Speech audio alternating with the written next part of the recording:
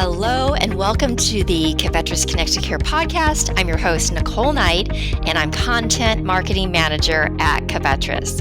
Our guest today is Dr. Maggie O'Haire. Dr. O'Haire is an internationally recognized scholar and Associate Dean for Research and Professor at the University of Arizona College of Veterinary Medicine. She is a leading researcher on human and animal interactions. Her research has included the effects of service dogs on post-traumatic stress disorder in veterans and the impact of facility dogs on hospital personnel. Dr. O'Haire is a collaborator with Veterinarians. Dr. O'Haire, thank you for coming on the show.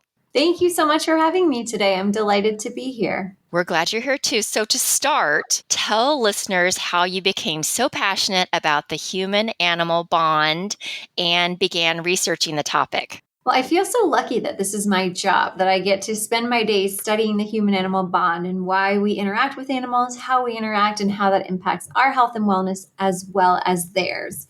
It's really a dream come true. So how did it all begin? I think I've always been passionate about companion animals, and most people might think that the path that you should go is to be a veterinarian, which is an amazing path. But I pursued my degree in psychology and found that you could start to study and understand why people interact with animals and what that looks like and what the impact might be. And it's been quite a fun and windy journey from there. I think our listeners would be fascinated to hear more about your research.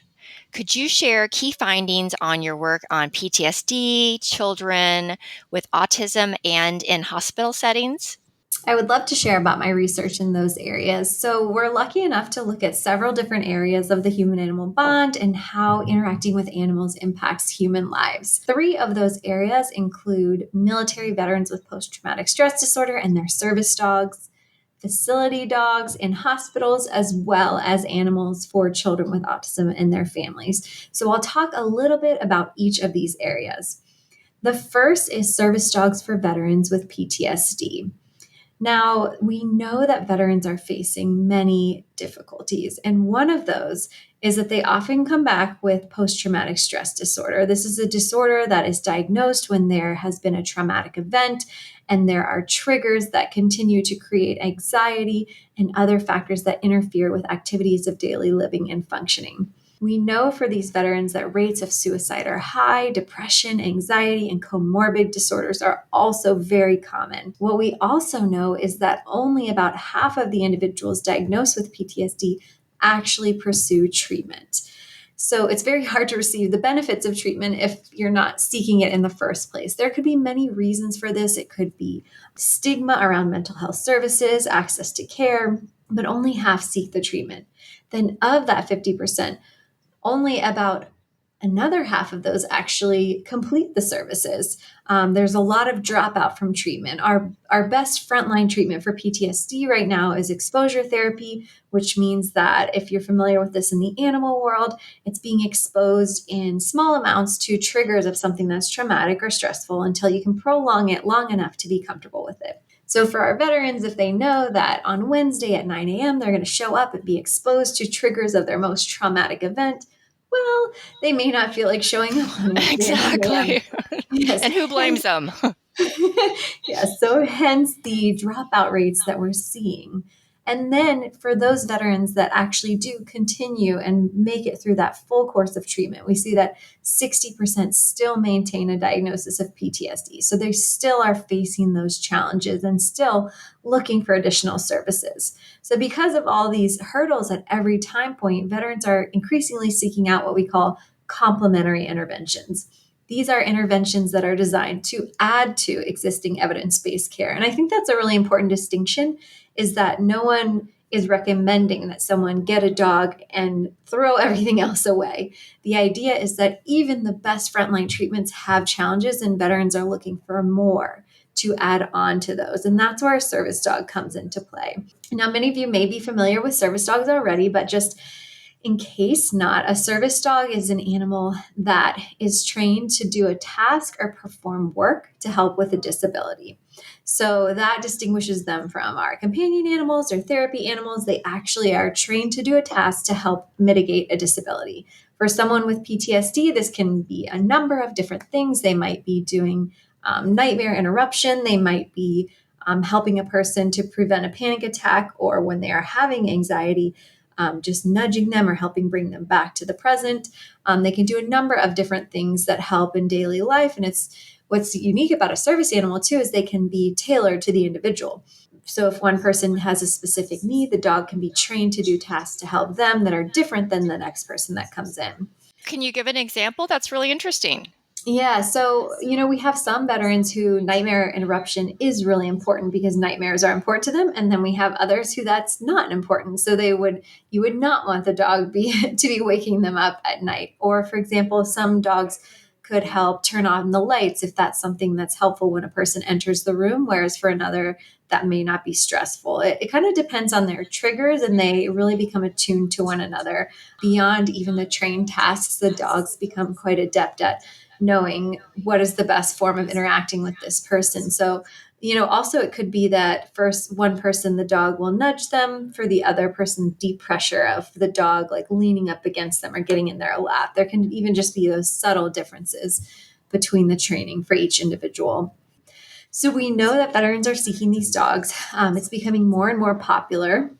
If you look at the most common types of assistance dogs, we see guide dogs and then mobility assistance dogs. But actually, the third most common type of assistance dog internationally right now is the psychiatric service dog, which is fascinating because if you look about a decade ago, that category of dogs didn't even exist. But it's really grown in popularity as people start to see that the ways dogs can help in our society or have jobs in our society is really expanding their roles.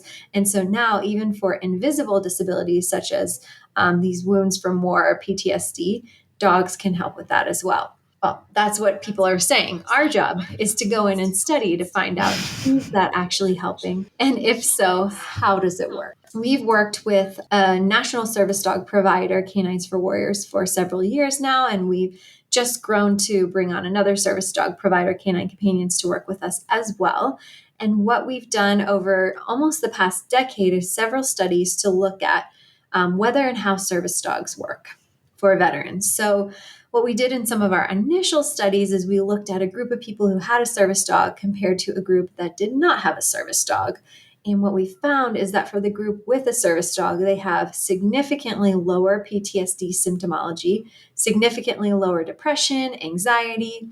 They're even able to do things like show up to work more often. So we found they have less absenteeism from work due to health if they have the service dog. Those findings are particularly helpful because if you look at an employer who's trying to make decisions around policy and, should they allow these dogs at work, they need to know what their bottom line is. And if someone's more likely to show up, it really helps with that. And it helps with policies around public access and societal support for this to know that it's actually helping people engage with society and be a productive part of their communities if they can be afforded this support. So that was kind of our first phase of research. The next thing that we did, it's interesting. Well, I think it's really important to see these reductions in symptoms. Sometimes people want to see, the biology. They want something that feels more like a piece of hard science that you can connect with. So we also collected data on stress hormone physiology in the group that had a service dog compared to the group that did not have a service dog. And we did that through saliva collection. When we first started calling people and asking them to send spit in the mail, it was a unique experience. I think through the pandemic, people have gotten a little more comfortable with that, but we were doing it before that when it wasn't the first phone call they wanted to receive. But they did get engaged. The community of veterans we've worked with has been so engaged in the research. They haven't acted like this is a study that is getting in the way. They really see the value. They themselves have experienced barriers to access and discrimination that hasn't allowed them to be with their dog because there hasn't been this data. So they were on board and they collected saliva samples over 3 weekdays. And what we did is we looked at what's called the cortisol awakening response. So basically what that means is for healthy adults, when you wake up in the morning, you have this rise in your cortisol. That is your body recognizing the upcoming day. For those individuals who have PTSD, we often just see this flat line, this blunted, they don't have that peak. Their body is so constantly responding to stressors that the cortisol stops producing in the same way. So it's just flat. And what we were able to detect is that for veterans with a service dog, they show that rise in the morning again. Their body is showing a different physiological response to stress compared to the same type of veterans without a service dog. And this was amazing. Yeah, That must have been so rewarding to actually see it happening, in their bodies, the change. right. Absolutely. It was really rewarding and exciting to see that it makes a difference on a measurable biological level. So that was pretty powerful and helped us forge into the next phase of our research. We've been doing many different iterations of this to try and not only understand whether it works, but how it works. And one of the things that we asked when it came to that was, these organizations spend so much time preparing the dogs. They train them, they work with them, and then they pair them with the veteran, and then they say goodbye. And it was really unknown, what is happening after that point? Are all these things, these tasks we train them to do being used? How often? Which ones are the most important? So we had, we were able to track that, what tasks they're using over time. So things like calm, comfort from anxiety, or watch my back. Watch my back is kind of if you're in a grocery store and you don't know if someone could come up behind you around the aisles, you might feel stressed and tense, but the dog can just nudge you if someone's coming up, and then you know what's behind you and you feel safe. Other examples might be to just stand in front of them to create social space, make a friend. And what we found, so we would ask them, what task have you used in the past 4 hours? And half of the time, they had just used the calm, comfort to anxiety task, so much more than any of the other tasks. And what that told us is that that's really where the important kind of mechanism or the why and how is happening. It's this anxiety stress response. If previously, the veterans will tell us, I couldn't leave my house because I was too scared to go to any public place. But now if that dog can help with the anxiety, they can get out, engage with society in meaningful ways, and feel able to participate in their lives. And that task seems to be a really important one to help them do that. And then also your group has been working with children with autism as well? Yes. So one of the other areas that our group is working in is children with autism and their families and the impact of animals in that community. So we've done a couple of different types of research there. One of our research portfolios had to do with classroom animals. So these are animals that are in school classrooms for school children, to see how that might impact children with autism and their peers. And so while it would be great to have a dog in every classroom, that's not necessarily feasible. While it might be wonderful to have a horse in every classroom, also not necessarily feasible. So in these studies, we actually worked with guinea pigs because we could set up a nice housing arrangement for them that they could really live in the classroom and be there for the children at all times. Interestingly, we did partner with researchers who are using guinea pigs as breeding studies for horses because they can be a model of a horse. So after day 2, though, of the guinea pig's life, they were not needed for that research anymore. So instead of being euthanized, they could come and be a part of a classroom program for children. Oh, yay. Yeah, it was a Thank goodness. a nice next step for them that was still part of another research. So what we did is we worked really hard with these animals to socialize them from a young age. Guinea pigs really do need that human socialization. I would never take, a 2, 3, 4-year-old guinea pig and put them in these scenarios. You need to start them when they're young, and get them used to it and comfortable. So what we did in that program is we developed these programs for the children. And what we found is that for children with autism, when they had an animal present in the classroom, they engaged more with their peers, they had more social interactions, and they also showed less physiological indicators of stress. So we did stress biology studies with them as well. And that's kind of what the science said. And then the anecdote, the parents would give us kind of a description of how this went for their child. And we had a number of parents say of children with autism that my child will actually get in the car to go to school now.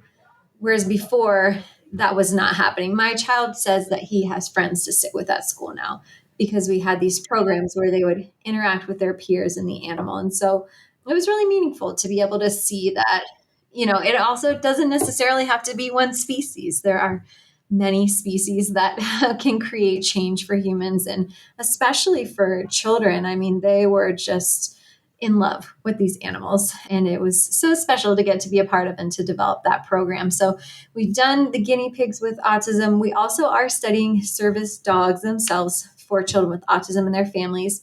And we're just starting to analyze that new data set, but we are seeing that for children and their families, that having the service dog helps them create social connections in their communities, helps reduce the stigma that sometimes they feel is associated with their child or family when they're in public. Having the dog there reduces that and creates more positive engagement.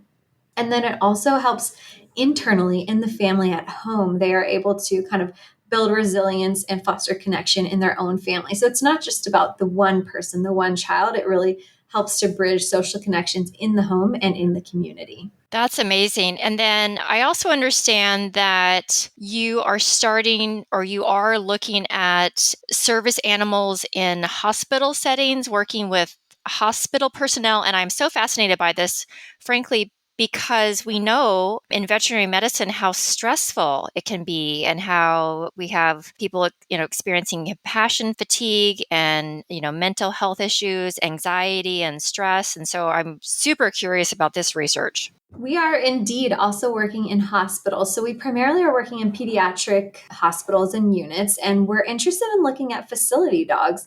So a facility dog is a dog that goes to work every day and has a job in the hospital to go with the hospital personnel that they are paired with. That's different to a therapy dog.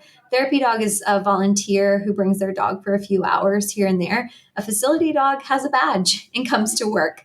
And most of the research on these facility dogs so far has looked at how does this help the patients, the children and their families. But we were interested in the people who work in the hospital, especially in these children's hospitals. I mean, these are individuals who are caring for families, giving really difficult news in many cases, seeing children in pain and struggling. I mean, the things that they're facing, I have chills just thinking about day in and day out, the toll that that can take. And so we wanted to know, how could an animal help that individual as well?